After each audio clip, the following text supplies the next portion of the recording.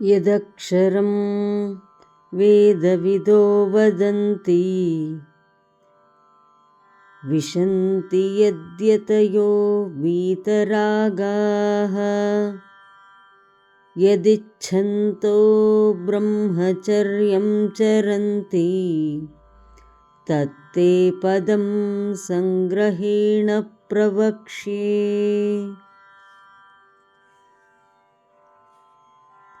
ವೇದವೇತ್ತರು ಯಾವುದನ್ನು ಅಕ್ಷರ ಪುರುಷ ಎಂದು ಹೇಳುತ್ತಾರೋ, ವೈರಾಗ್ಯಗಳೆಲ್ಲರೂ ಯಾವ ಪದವನ್ನು ಪಡೆಯುತ್ತಾರೋ, ಯಾವುದನ್ನು ಇಚ್ಛಿಸಿ ಸಾಧಕರು ಬ್ರಹ್ಮಚರ್ಯೆಯನ್ನು ಚರಿಸುತ್ತಾರೋ ಆ ಪದವನ್ನು ಸಂಗ್ರಹವಾಗಿ ನಿನಗೆ ಹೇಳುತ್ತೇನೆ. That which the knowers of Veda call the imperishable, that which is entered into by the sannyasins who are self-controlled and freed from all attachments, desiring which they practice celibacy and service of the Guru, that supreme state I shall tell you in simple terms.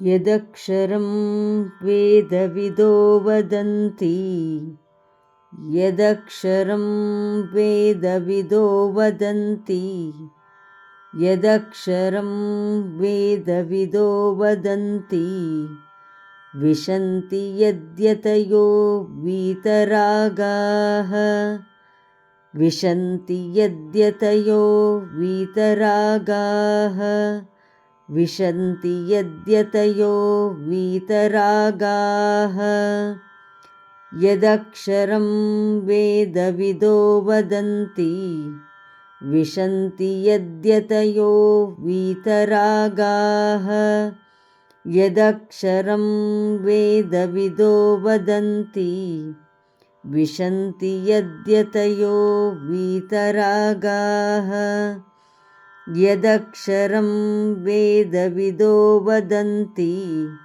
विशन्ति यद्यतयो वीतरागाः यदिच्छन्तो ब्रह्मचर्यं चरन्ति यदिच्छन्तो ब्रह्मचर्यं चरन्ति यदिच्छन्तो ब्रह्मचर्यं चरन्ति तत्ते पदं संग्रहेण प्रवक्ष्ये तत्ते पदं संग्रहेण प्रवक्ष्ये तत्ते पदं संग्रहेण प्रवक्ष्ये यदिच्छन्तो ब्रह्मचर्यं चरन्ति तत्ते पदं संग्रहेण प्रवक्ष्ये यदिच्छन्तो ब्रह्मचर्यं चरन्ति तत्ते पदं संग्रहेण प्रवक्ष्ये यदिच्छन्तो ब्रह्मचर्यं चरन्ति तत्ते पदं संग्रहेण प्रवक्ष्ये यदक्षरं वेदविदो वदन्ति विशन्ति यद्यतयो वीतरागाः यदिच्छन्तो ब्रह्मचर्यं चरन्ति तत्ते पदं संग्रहेण प्रवक्ष्ये यदक्षरं वेदविदो वदन्ति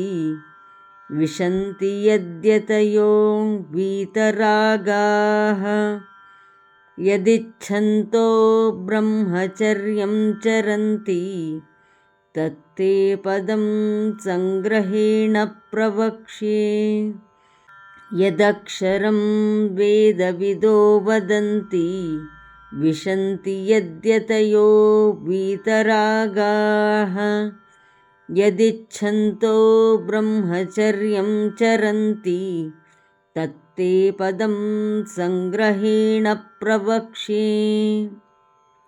ಧನ್ಯವಾದ. ನಮಸ್ಕಾರ. ಶುಭವಾಗಲಿ.